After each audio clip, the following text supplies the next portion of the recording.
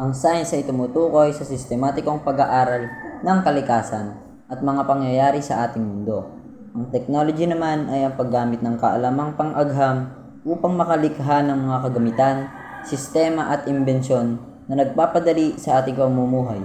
Samantala, ang society ay ang komunidad o grupo ng mga tao na nakikinabang at naaapektuhan ng mga pagbabago dulot ng agham at teknolohiya. Bilang mga future criminologists, mahalagang pag-aralan ang kasaysayan ng science at technology dahil dito natin makikita kung paano umunlad ang mga pamamaraan sa pagpapatupad ng batas at pagsisiyasat ng krimen. Mula sa simpleng pagtatala ng mga batas noong sinaunang panahon hanggang sa paggamit ng fingerprint identification, data analysis, CCTV at digital forensic sa kasalukuyan. Malinaw na malaking bahagi ang ginagampanan ng agham at teknolohiya sa paghatid ng hustisya. Sa dokumentaryong ito, ating susuriin ang mahalagang tuklas at imbensyon mula sa iba't ibang panahon at kung paano nito binago ang crime prevention, criminal investigation at criminal justice system na ginagamit natin ngayon.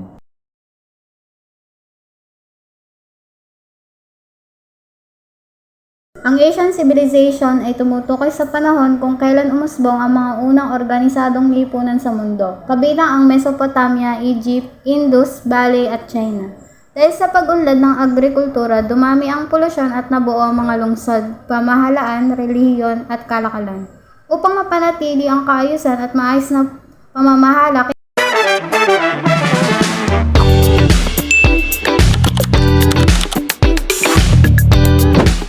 this is Jemon!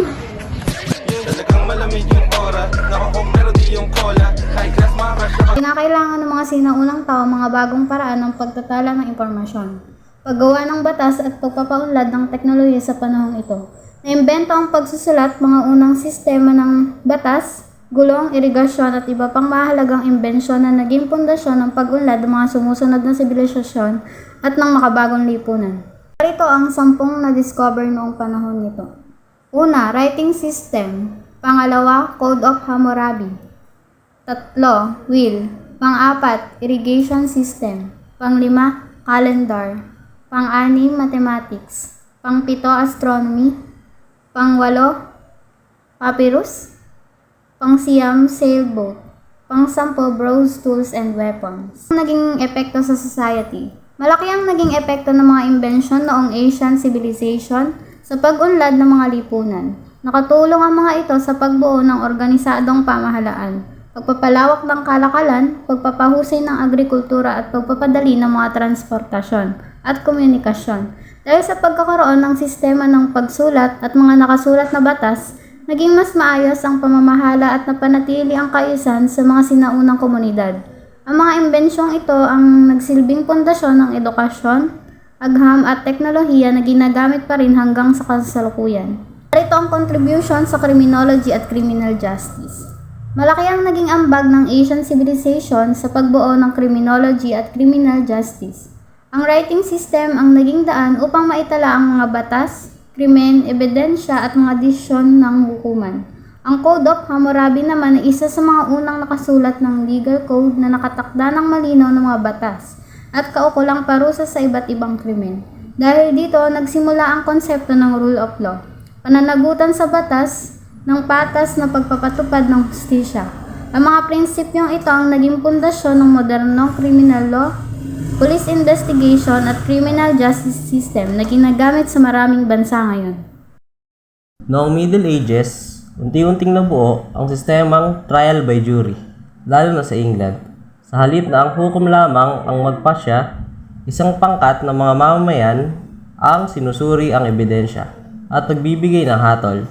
Layunin nitong maging mas patas ang paglilitis at mabawasan ang maling paghatol. Narito ang mga discoveries sa panahong ito: heavy plow, mechanical clock, eyeglasses, gunpowder, cannon, magnetic compass, universities, windmill, watermill, and blast furnace. Nagdulot ito sa society ng malaking pag-unlad sa agrikultura, kalakalan, edukasyon at teknolohiya na nagpapataas ng produksyon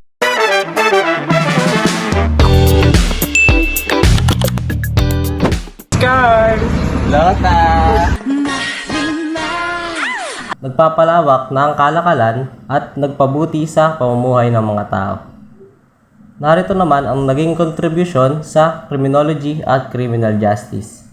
Naging pundasyon ang mga pag-unlad noong Middle Ages sa modernong criminal justice system sa pamamagitan ng pagpapalakas ng pag-aaral ng batas, pagpapanatili ng kaayusan, at mas patas na pagpapatupad ng hustisya. Ang Renaissance ay isang panahon ng malaking inobasyon sa Europa mula ika-14 hanggang ika-17 siglo, kung saan muling nabuhay ang interes sa klasikal na kaalaman at humanism na nagpasigla ng bagong pag-iisip sa sining, agham at paggalugad. Mahalaga ito sa kasaysayan dahil iniugnay nito ang mga tradisyong medibyal sa makabagong mundo sa pamamagitan ng paghikayat sa obserbasyon, eksperimento at paglaganap ng mga ideya. Ito naman ang mga nadiskubre sa panahong ito. Una, printing press, heliocentric model, telescope improvements and astronomical discoveries, microscope, mechanical clock.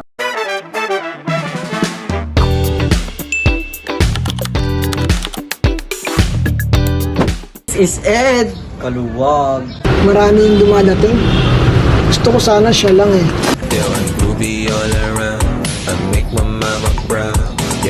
And portable timepiece, barometer, pendulum clock, steam engine, press cursors and pumps, advances in anatomy and medicine, linear perspective in art, and innovation in oil painting techniques.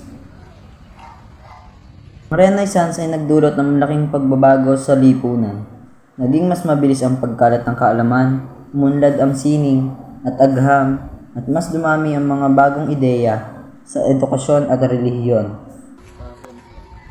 At ang kontribusyon naman sa criminology at criminal justice. Ang mga ambag ng inobasyong ito sa criminology at criminal justice ay ang pagpapalakas ng scientific thinking, mas tumpak na obserbasyon, mas maayos na pagtatala ng oras at ebidensya, at pag-unlad ng forensic method. Nagsimula ang Industrial Revolution sa Great Britain noong ika-18 siglo at mabilis na kumalat sa Europa at Amerika. Pinalitan ng mga makinarya ang maraming gawaing mano-mano, kaya lumago ang mga pabrika, negosyo at transportasyon.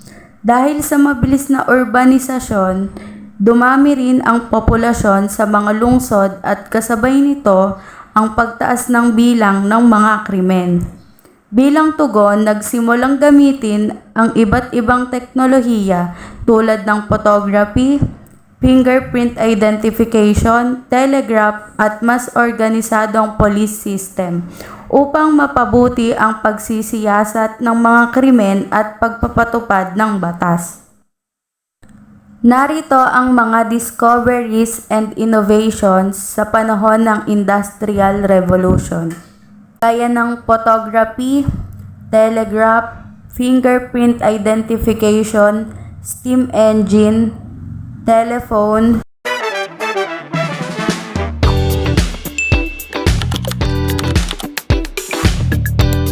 This is Tin!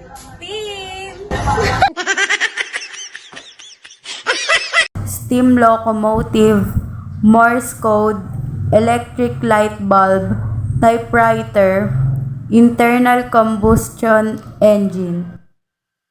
Malaki ang naging epekto ng Industrial Revolution sa lipunan. Pinabilis ng Industrial Revolution ang produksyon, transportasyon at komunikasyon na nagpaunlad sa ekonomiya at nagdulot ng mabilis na urbanisasyon. Ito ang naging contribution sa criminology and criminal justice. Nakatulong ang mga imbensyon tulad ng telegraph at photography sa mas mabilis na komunikasyon, pagdodokumento ng ebidensya, at mas epektibong investigasyon ng krimen. Ang mga ito ang naging pundasyon ng modernong police investigation at forensic science.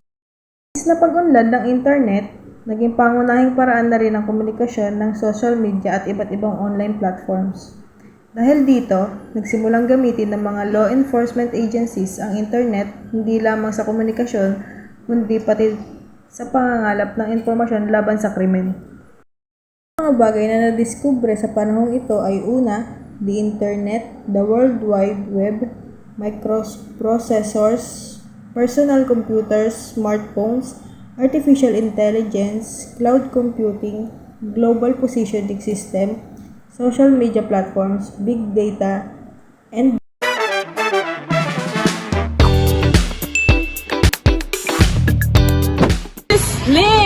Lintek sa guwapo.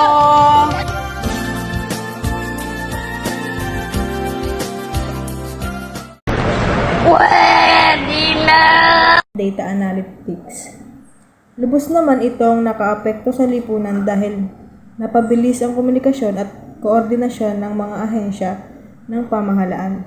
Mas mabilis ding na ipapaalam sa publiko ang mga babala tungkol sa krimen at mga emergency. At para naman sa contribution to criminology and criminal justice, malaking tulong ang internet at online crime databases sa pagsubaybay sa mga kriminal, pagbabahagi ng impormasyon sa pagitan ng mga pulis at iba pang ahensya, at pagpapabilis ng mga investigasyon. Nakatutulong din ito sa paglaban ng cybercrime at transnational crimes.